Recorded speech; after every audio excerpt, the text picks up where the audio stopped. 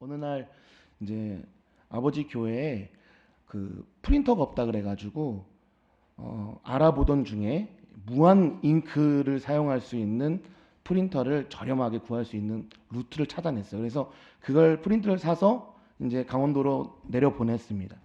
거기에는 이 프린터기와 이제 사용 설명서가 거긴 잘 돼 있어서 요거 보내드리면 요거 보고 하시면 금방 할 수 있겠구나 라는 기대감에 이제 보냈는데, 프린터 설치는 어떻게 잘 하셨어요. 예, 잘 하셨는데 제가 나중에 물어보니까 이 사용 설명서를 한 게 보고 그 프린터를 만진 게 아니라 이제 똑같은 구멍에다가 꽂으면 된다라는 생각을 가지시고 그걸 연결하신 거예요. 잘 연결하셨어요.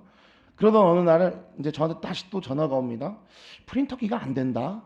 이 한마디에 제가 잘못된 프린터기를 꼭 사다 준 마냥 너무 죄송한 거예요. 왜 안 될까? 아버지, 이제 아버지를 취조하기 시작합니다. 어떤 행동을 취하셨습니까? 뭘 만졌습니까? 아버지가 저한테 전화하기 전에 했던 행동이 뭡니까? 자세히 물어보니까 이 잉크를 충전하고 계셨던 거예요. 근데 제가 끄고 눌렀더니 안 나오는 거예요. 제가 누를게요. 네. 이 설명서를 이렇게 잘 해서 보냈는데 저 중간에 보시면 여러분 눈이 아무리 좋아도 저건 못 읽으실 거예요. 예. 저 뭐냐면 이제 이동할 때에 고무 튜브를 다 끼는 것 첫 번째, 두 번째는 사용할 때에 그 잉크 주입한 구멍을 막고 공기 구멍은 빼라라고 돼 있는 거예요. 저것만 봤었어도 저한테 전화가 안 오는 일이었어요. 근데 아버지가 그냥 하시다 보니까 두 개를 다 막아버린 거예요. 그러니까 잉크가 주입이 안 되니까 프린터가 안 되는 상황이 발생된 거죠. 그래서 대부분의 이 AS 기사들이 이제 대부분 이제 오시는 사람들에게 이런 얘기합니다. 사용 설명서를 혹시 읽어 보셨나요?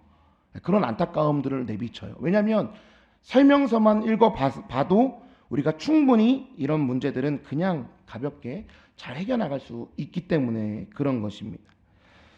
사실 저도 똑같아요. 뭐 물건을 사면 설명서는 그냥 쓰레기라고 생각하고 같이 버립니다. 예, 그래 놓고선 나중에 이것저것 만지다가 조작이 잘 안 되면 왜 안 되지 하고 뭐 부랴부랴 설명서를 찾기도 하죠. 우리가 이 설명서대로 잘 따랐으면 어떻게 진행할 수 있고 어떻게 만들어지는 것인지 그 구조를 잘 봤으면 손쉽게 해결할 수 있는 문제라는 것입니다. 우리가 세상을 어떻게 살아갈 것인가를 고민할 때 바로 내가 누구고 누구로 살아가야 하는지 굉장히 중요한 이 질문이 다가오죠.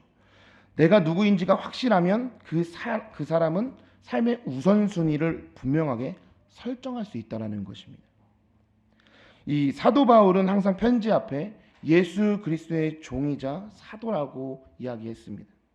이 말은 내가 누구인지 분명하다라는 말입니다. 그렇기 때문에 바울이 한 일도 분명하게 자기의 그 목적을 설정하고 나아갈 수 있었다는 것입니다. 이와 반대로 내가 누구인지 확실하지 않으면 삶의 우선순위가 무너지게 된다는 거예요. 태초에 인류는 하나님이 만드신 에덴에서 하나님의 사랑하는 자녀로 분명한 정체성을 또 사명을 따라 살도록 지음을 받았다고 창세기 1장 17절에서부터 28절에 말하고 있습니다. 네, 일부러 짧게 했어요. 여러분 읽으려고 노력하지 마세요. 제가 다 간략하게 말씀드렸어요. 여러분, 죄로 인해서 우리가 낙원을 잃어버리고 이 땅에 살면서 점점 정체성을 잃고 세상 속에 찌들어 살아온 거예요. 예수님은 이런 인류를 구원하시려고 이 땅에 오신 것입니다. 자, 첫 번째, 하늘을 찢으시는 은혜. 오늘 본문의 10절을 보면 우리 다 함께 읽어보겠습니다. 시작.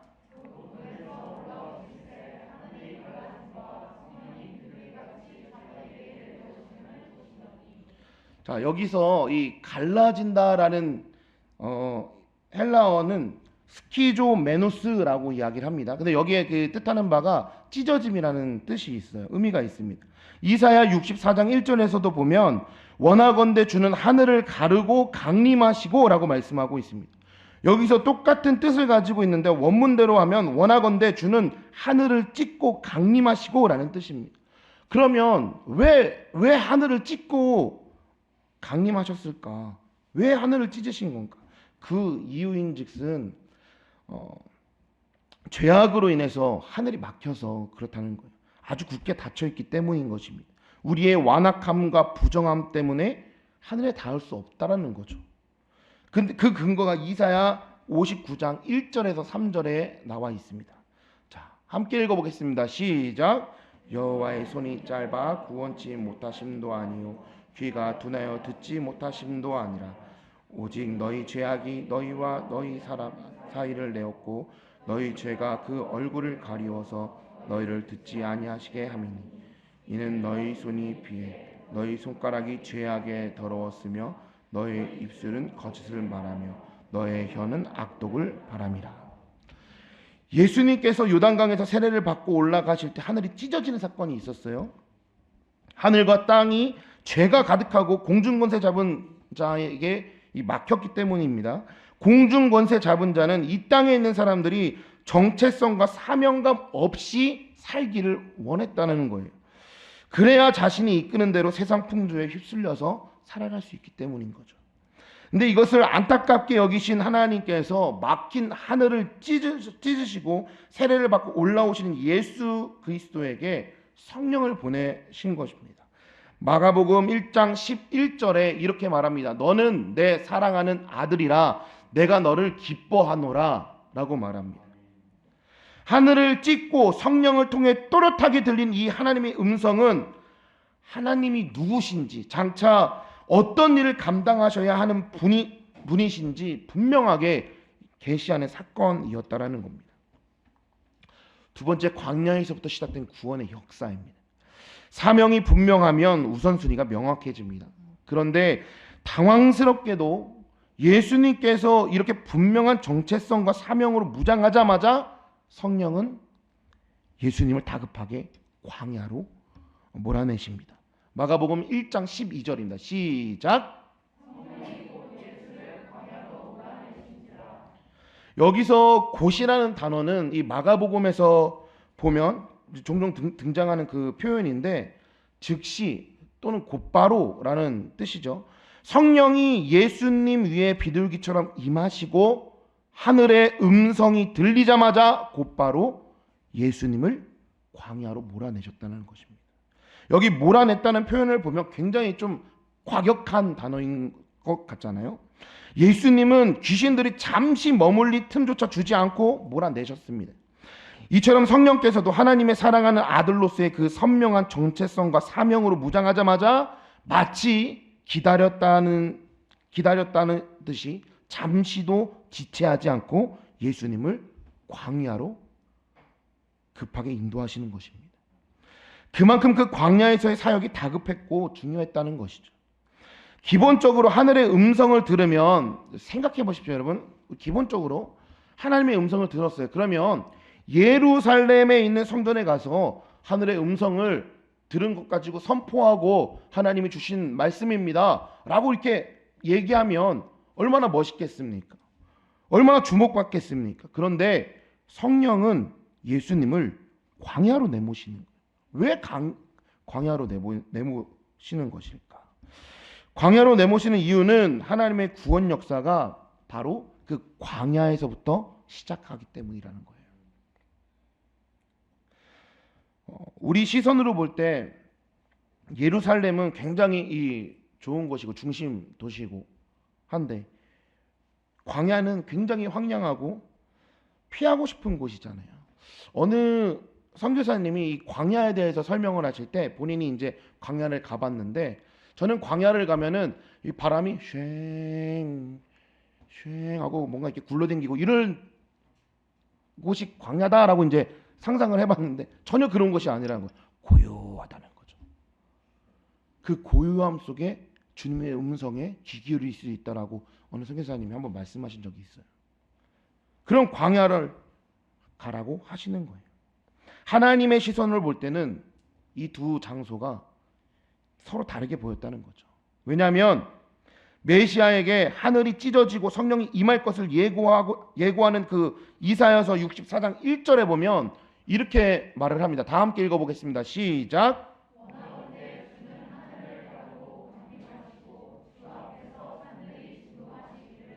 아멘.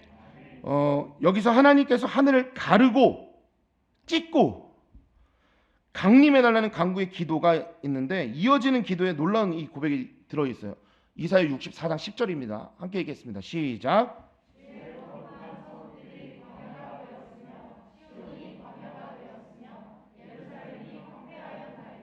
아멘.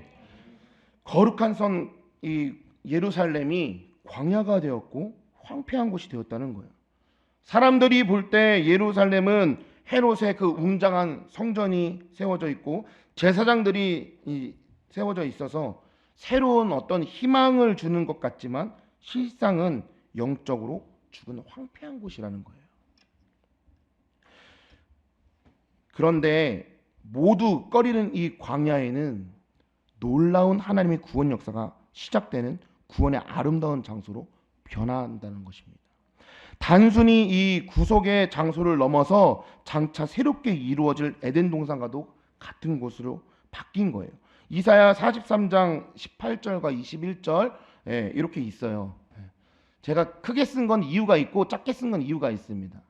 너무 길게 또 읽으면 시간이 또 없기 때문에 이 내용을 간략하게 말하면 하나님의 구원 역사가 광야에 나타나는데 물 없고 풀 한 폭이 제대로 자라지 못하는 광야에 강이 흐르고 들짐승들도 그곳에 와서 마시고 먹으며 하나님을 경배하는 놀라운 역사가 일어날 거라고 말하고 있는 거예요. 그리고 이곳에 주님이 오실 때 광야에 놀라운 일이 일어나는데 그게 이사야 11장 6절에서 10절 말씀이에요. 잘 아시는 말씀이에요. 광야에서 이리와 어린 양이 함께 살고 표범이 염소와 함께 눕고 송아지와 어린 사자와 살찐 짐승이 함께 있는 내용, 여러분 잘 아시는 내용이에요. 그런데 여러분 생각해 보십시오. 이리랑 이 어린 양이 같이 뛰논다? 생각해 보면 그게 가능한 일입니까? 불가능한 일이죠. 잡아먹히는 관계잖아요. 그 새벽에도 이런 이야기를 했는데 동화 중에 그런 동화 있죠. 그 늑대와 7마리 양, 제목을 제가 하도 오래돼가지고 정확히 기억이 잘 안 나는데 그 동화 무슨 동화인지 아시죠? 네. 이제 집안에 이 양이 있고 밖에 이제 늑대가 있는데 이제 변장을 해가지고 내가 네 엄마야 라고 이제 속여가면서 문을 열어주렴. 근데 안 속으니까 또 다시 다른 변장을 해가지고 내가 네 엄마야 이런 식으로 이렇게 해가지고 나중에는 어떻게 되죠? 잡아먹히는 끔찍한 동화가 지금 어린 양들이 읽고 있어요. 예. 지금 생각해 보니까 너무 끔찍하더라고요. 네, 하여튼가 이런 이야기가 정말 세상 대조적으로 이사야 11장에서 더 이상의 악과 탐욕이 존재하지 않는 그 에덴 동산의 원형이 회복되는 모습을 보여주고 있는데 이것은 다윗의 후손으로 메시아가 오실 때 일어나고 이스라엘의 잃어버린 하나님의 낙원인 에덴 동산을 새롭게 회복시키는 것이 아주 중요한 사명이 된다는 것을 말하고 있는 거예요. 본문 13절은 짧지만 아주 강렬한 이미지로 보여줍니다. 함께 읽겠습니다. 시작.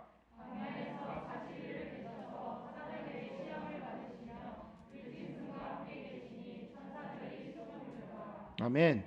여기에 보면 예수님께서 광야에서 그 들짐승과 함께 계시니 천사들이 수종들더라라고 말씀합니다. 여기 수종든다는 말이 헬라어로 보면 디아코네오라고 이야기합니다.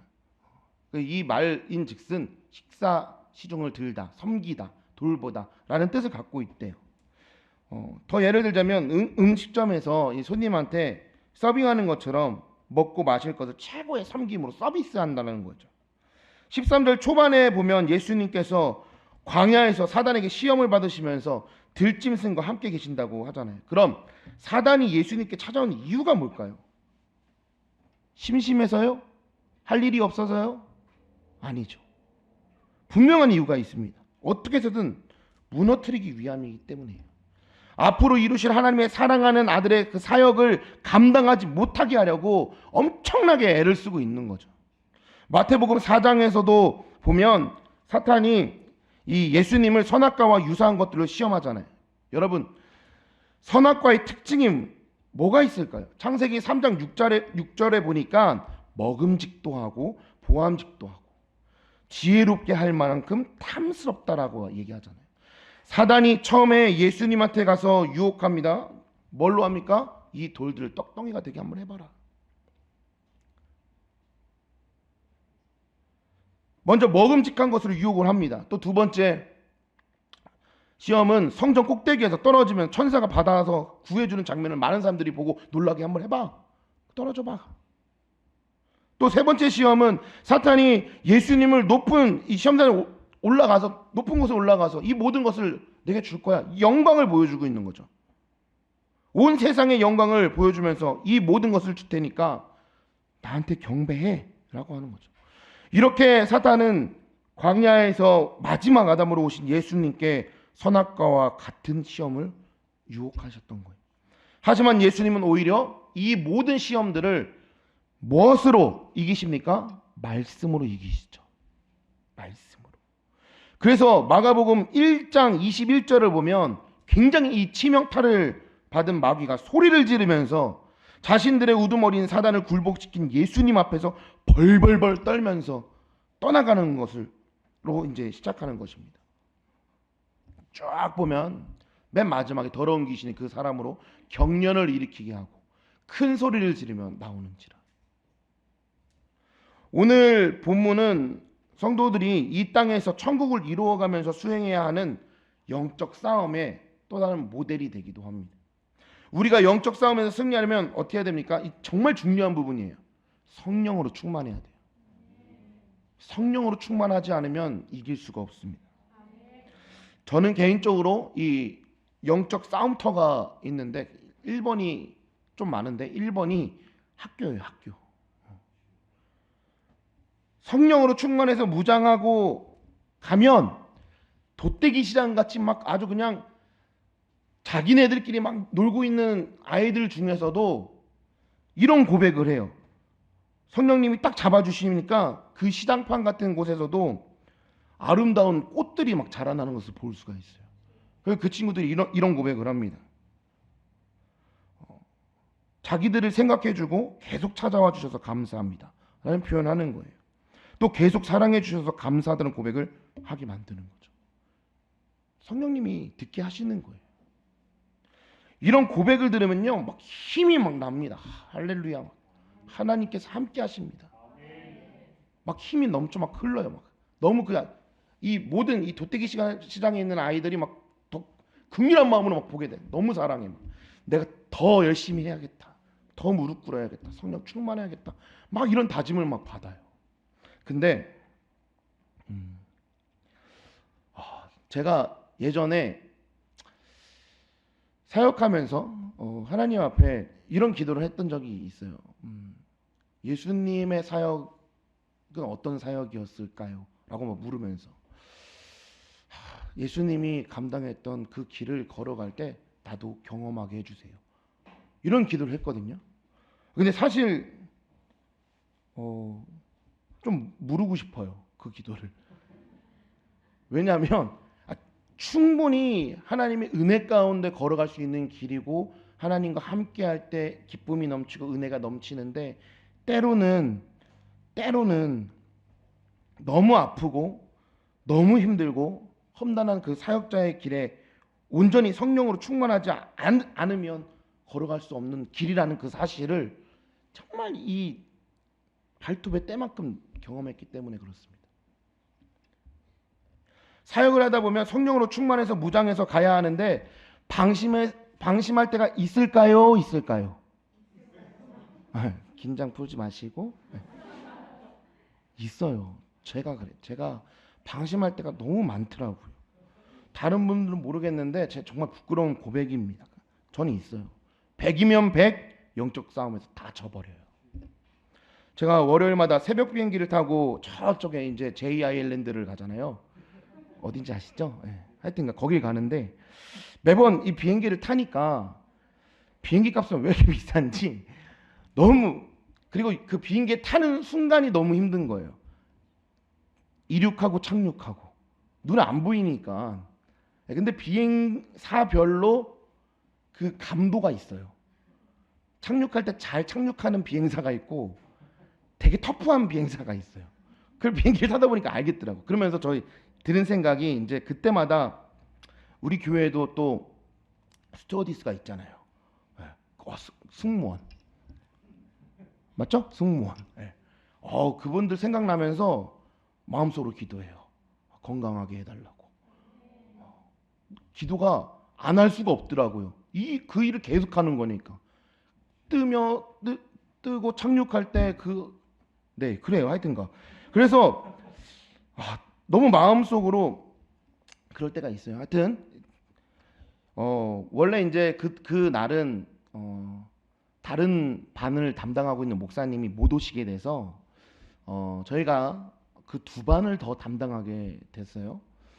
근데 1교시부터 이제 5교시까지, 2교시 빼고 5교시까지 저희가 이제 수업을 들어가야 되는데, 원래의 교시는 1교시, 4교시를 저희가 원래 맡은 교시예요. 그래서 가면은 아이들이 이제 얼굴을 많이 익혔으니까 저를 보면은 그 쿵푸 팬더가 왔다고 그래요.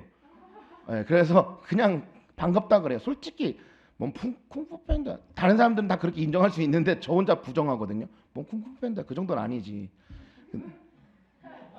뭐죠? 하여튼간 그렇게 반겨요. 그래서 그때는 뭐 다른 수업 안 하고 그때는 그 영화 설교를 했었어요. 나 자신이 얼마나 소중한 존재인지, 하나님께서 얼마나 아름다운 존재를 만드셨는지 영화 설교를 했는데, 1교시, 4교시 때는 아이들이 눈이 초롱초롱하게 아주 잘 들었으면 좋겠는데 25명 중에 14명인가 정도만 들었어요. 나머지는 다 잤어요. 네. 근데 여러분, 자는 애들 못 깨웁니다. 너 자고 있어! 막 신고할 거예요. 끝나요 그러면. 네. 지금 그래요 학교가. 훈계를 못 합니다. 그런 상황이. 그런데 그 아이들한테 1교시, 4교시 가는 친구들은 제가 출석부를 미리 찍어놔서 그 친구들 이름 보면서 제가 기도하거든요. 하나님, 오늘도 가고 또 만날 친구들을 위해서 기도합니다. 기도하고 가요. 준비하고 가니까 그래도 이 반응들이 있어요. 원래 이제 교목 목사님이 이랬어요. 아이고 힘드시죠? 애들 다 자죠? 다 안 잤거든요. 네. 반 이상이 참여하고 있었거든요. 그러니까 기도하고 준비하고 가다 보니까 내가 할 수 있는 게 아니죠. 성령님이 함께 하시니까 가능한 일이죠. 그런데 이제 그 다른 목사님이 다른 반 이제 못 오셔서 저희가 이제 대신 들어가는데, 그 교시가 3교시, 5교시였습니다. 근데 그 3교시, 5교시 중에 5교시가 그 학교에서 두 번째로 힘든 반이에요. 두 번째로 건들면 안 되는 반 중에 두 번째인 방이에요. 그래 갔어요. 가서 이제 했는데 마음속에 이런 교만이 드는 거예요. 어떤 교만이었냐면, 뭐 다른 반 대신해서 들어가는 거니까 예전에 했던 아이스 브레이킹 해가지고 그냥 재밌게 레크레이션 해가지고 해야겠다. 기도도 안 하고 그때는 그냥 뭐 하던 게 있으니까 그냥 그거 가지고 해야겠다 생각하고 간 거예요. 준비도 안 하고. 근데 갔는데 대번 바로 사건이 터지는 거예요. 게임을 막 시작해요. 1분단, 2분단, 3분단, 4분단 막 게임을 시작하는데, 1분단은 전멸, 2분단은 반전멸, 3분단, 4분단, 3분단은 힘이 없고 4분단은 열정이 굉장히 뛰어나요. 1번 문제입니다 해갖고 막 하면 여기서 저요! 해갖고 여기가 다 맞추는 거예요. 그래서 그 일을 진행하던 진행자가 너무 이쪽만 점수를 많이 갖고 가다 보니까 공평하게 점수를 주려고 이쪽이 저요 하는데도 불구하고 이쪽을 가로막고 이렇게만 봐가지고 어떻게 해서든 참여시키려고 막 하다 보니까 점수를 그렇게 공평하게 주려고 그렇게 진행을 했어요. 그러다 보니까 이쪽에서 이제 불만이 나온 거예요. 아니 우린 계속 손드는데 왜 안 지켜주냐, 이게 뭐냐, 이게 뭐 하는 거냐. 근데 잠잠했던 이 3분단에서 어떤 남자 학생이 갑자기 급작으로 이제 발작을 일으켜서 책상을 발로 치면서 욕을 하고 뒤에 사물함을 발로 빵 차요. 그리고 복도에 가서 17 다음에 숫자를 쫙 불러요. 그리고 나가요. 와, 그 순간 어떤 생각이 들었냐면 그 짧은 시간에 많은 생각이 들었습니다. 그리고 제가 이제 나중에 이제 쫓아가가지고 갔을 때도 교무실에서 선생님들이 쫓아왔어요. 무슨 일이세요? 아무 일도 아닙니다. 갑자기 게임하다가 그 발작했는데 제가 가보겠습니다 하고 찾아간 거예요. 근데 중요한 건요. 그 친구가 나가니까 그 친구 4명이 따라 나가요. 갑자기 분위기가 쌓여졌죠. 그러다 보니까 분위기가 쌓여지고 진행할 수가 없잖아요. 근데 더 재미있는 상황은 뭐냐면 요 4분단에 앉아있던 어떤 남자 학생이 괜찮아 이러면서 이렇게 나오는 거예요. 노래해 그러니까 학생들을 이렇게 분위기를 막 주도하고 있는 거예요. 근데 지금 발작하고 나간 친구는 초등학교 때부터 그런 발작하는 게 있었어요. 욕하고 갑자기 막 화를 내고. 그래서 이 친구들은 아무렇지가 않은 거예요. 원래 그랬던 애를 알고 있는 거예요. 근데 저희는 처음 봤잖아요. 그런 상황을 처음 겪어보잖아요. 그리고 수업 시간인데 또 수업 시간에 선생님들이 앞에 있는데도 불구하고 욕을 하고 책상을 발로 차고 거의 친구 영화에 나오는 것처럼 동수야 가자 이런 것처럼 거의 4명이 쫙 끌고 나간 거예요. 그 순간에 너무나도 이제 많은 생각이 드는 거예요. 그러면서 왜 영화에서 보면 중요한 순간일 때 자기가 살아왔던 그 모든 필름들이 쫙 보일 때가 있잖아요. 시간은 되게 빠른데 엄청나게 많은 양의 이 생각들이 제 머릿속에 막 들어온 거예요. 그러면서 저는 계속 기도하면서 얼굴은 되게 온화하게 웃으면서 화는 좀 났어요. 사실 막 화가 났는데 웃으면서 주님 이걸 어떻게 해야 됩니까? 라는 질문을 계속하기 시작했어요. 왜냐하면 그 친구를 찾아가야 되니까, 데리고 와야 되니까. 그러면서 기도하는데 이런 마음을 주시는 거예요.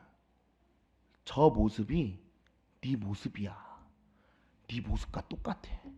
너도 똑같아. 너도 나를 사랑한다고 말하면서 나를 위해서 명예도 포기한다면서 너 누가 너한테 뭐라고 하면 무시하면 똑같이 무시하려고 했잖아. 너가 계획한 대로 안 될 때 너 짜증 냈잖아. 물질도 포기했다고 말했으면서 너 아들 생기니까 물질 때문에 지금 전전긍긍하고 막 그러고 있잖아. 솔직한 고백이에요. 그런 마음이 드는 거예요. 너도 똑같아. 그런데 이런 마음을 더 주시는 거예요. 그런데 그런 너도 나는 사랑한다. 그러니까 너도 사랑으로 대해라. 그 마음이 강하게 드는 거예요. 그래서 제가 쫓아갔어요. 쫓아가고 나머지 4명의 학생들을 너네들은 들어가라.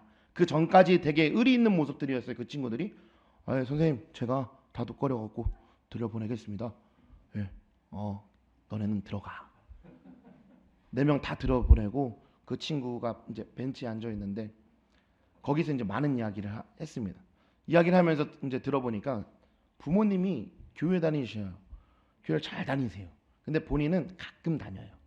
가끔. 그러면서 이 수업에 대해서 이제 쫙 얘기합니다. 근데 본인이 그 행동이 잘못됐다는 것을 느껴요. 그리고 잘못했다고 알아요. 그리고 친구들한테도 미안하다고 생각을 하더라고요. 그래서 이런저런 이야기하면서 저의 이야기도 하고 이런저런 이야기하면서 그곳에 또 복음을 전했어요. 그러니까 그 친구 나중에 알아서 이제 친구의 어떤 이 자존감 세워줘야 되기 때문에 제가 데리고 가면 안 됩니다. 이따가 들어와. 아무것도 없었던 것처럼 그냥 이따가 들어와. 네 선생님 알겠어요. 저 조금만 이따 들어갈게요. 라고 얘기를 하더라고요. 얼마나 마음이 아팠는지. 근데 주님께서 주시는 마음 때문에 더 아팠어요. 너도 똑같은 모습이라고 해서. 그런데도 사랑한다는 거예요. 그런데도 사랑한대요. 우리 하나님은 그런 분이십니다. 할렐루야. 사단의 그 교묘한 유혹은 내 힘으로는 이겨낼 수가 없습니다. 어떻게 할 수가 없어요. 어떤 방법이 없어요. 성령님이 함께 하셔야 돼요. 주님이 주신 힘으로 싸워야 하는 것입니다. 오늘날 사단은 같은 모습으로 선악과를 가지고 우리를 시험하는 거예요. 요한일서 2장 15절에서 17절의 말씀 보면 이렇게 말씀하십니다. 다 함께 읽어보겠습니다. 시작.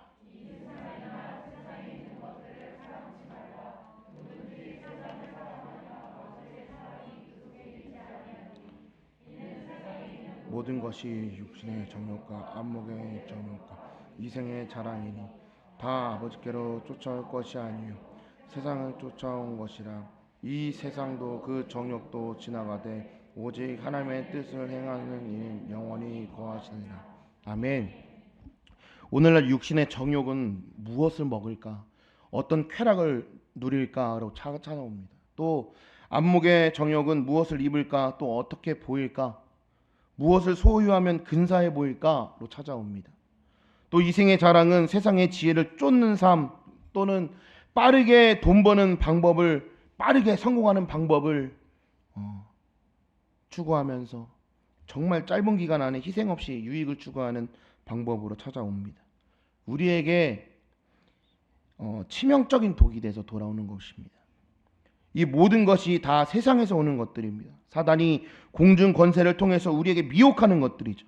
이런 것들에게 집중하고 사랑하다 보면 이상하게 아버지의 사랑이 내 안에서 더 이상 머물지 않고 떠나가는 것을 보게 됩니다. 우리는 광야에서 에덴을 발견할 수 있어야 돼요. 내가 계획한 대로 안 될 때가 참 많죠. 이 길이 맞는 것인지 눈으로 보이는 현실은 참 답이 없고 참 답이 안 보여요. 멱살을 붙잡고 끌고 막 가면서까지 인생의 그 삶을 보면 우리 인간의 생각으로 아닌 것 같은데 라고 느낄 때가 많아요. 그럼에도 불구하고 성령님께서 우리를 광야로 내모는 경우가 있습니다. 여기서 우리가 반드시 알아야 할 사실이 이것입니다. 하나님의 역사는 광야에서 시작된다는 거예요. 마지막 세 번째로 때를 분별하고 복음을 전파하라는 겁니다. 예수님에게 예비된 길을 걸어가야 되겠다고 느낀 때가 바로 14절에 나오는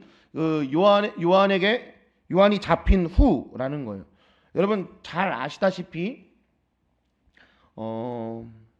이 요한이라고 하면 그 당시에 많은 사람들이 따랐던 인물이기도 합니다. 또 많은 사람들에게 회개를 촉구하면서 세례를 베풀었고 그런 인물이에요. 근데 그런 요한이 헤롯 왕이 원래 있던 부인 말고 다른 아내를 얻은 것에 대해서 그거를 책망하다가 잡힌 거예요. 그런데 이때에 예수님은 이스라엘의 회복과 구원의 소망을 가져다 주시는 그 사역이 멈춰서는 안 된다는 것을 분별하셨던 거죠. 지금이 하나님이 부르시는 때임을 분명하게 분별하셨다는 것입니다. 중심지에 딱 사역하면 좋잖아요. 예루살렘에 가서 사역하면 좋은데 갈릴리로 가서 복음을 전파하시는 거예요. 예루살렘이 중심지라면 갈릴리는 쫙이 변두리에 있는 거예요. 근데 그곳에서 사역을 하시는 거죠. 우리는 어디로 가야만 복음을 전할 수 있다는 그 오해를 받기도 해요. 꼭 선교 지역을 가야지 선교사로서 일을 하는 거야. 아니에요, 여러분. 여러분이 있는 그곳이 선교지입니다. 여러분이 있는 그 자리가 선교지입니다. 할렐루야. 여러분이 계신 그곳이 갈릴리가 될 줄 믿습니다. 오늘 본문의 15절을 보면 가라사대 때가 찼고 하나님 나라가 가까웠으니 회개하고 복음을 믿으라 하시더라 라고 말씀하십니다. 때가 찼다는 것은 하나님의 때가 시작되었기 때문에 이제 본격적으로 하나님의 때를 붙들어야 한다는 것을 의미하는 거예요. 하나님의 통치가 가까웠다는 거죠. 15절에 가까이 왔다는 말은 하나님의 통치가 도래해서 시작되었다는 뜻과 동시에 가까이 왔다는 그 의미가 중첩되어 있습니다. 이것은 하나님의 나라가 예수 그리스도를 통해 이미 시작했다는 거죠. 그러면 이미 시작한 것이 언제일까? 예수님께서 사단의 시험을 물리치시고 광야에서 에덴 동산을 구현하시면서 시작되었다는 거예요. 그리고 이제 갈릴리를 시점으로 온 세상으로 퍼져나갈 거라는 거죠. 이 하나님 나라 앞에 우리가 보여야 할 반응은 회개예요. 회개. 우리 삶의 방향을 돌이키고 복음을 믿는 것입니다. 사랑하는 여러분, 말씀을 마칩니다. 우리의 우선순위가 오직 예수 그리스도의 종이자 사도라고 말하는 바울처럼 우리가 누구의 백성인지 확실한 설정을 가지고 우리의 삶을 통하여서 오직 예수로 충만함으로 살아갈 때 세상에 미혹하는 것들을 주님이 주신 힘으로, 주님의 말씀으로 물리칠 수 있는 것입니다. 오늘도 허락하신 주님께 감사했으면 좋겠어요. 사단은 반드시 예수의 발 아래 짓밟힘 당합니다. 꼼짝없이 말씀으로 물리칠 수 있다는 것을 여러분 반드시 기억하셔야 돼요. 그리고 선포하시면서 성령으로 충만하셔서 예수 그리스도의 모습을 닮아가는 우리 바이셈의 모든 성도 되기를 원합니다.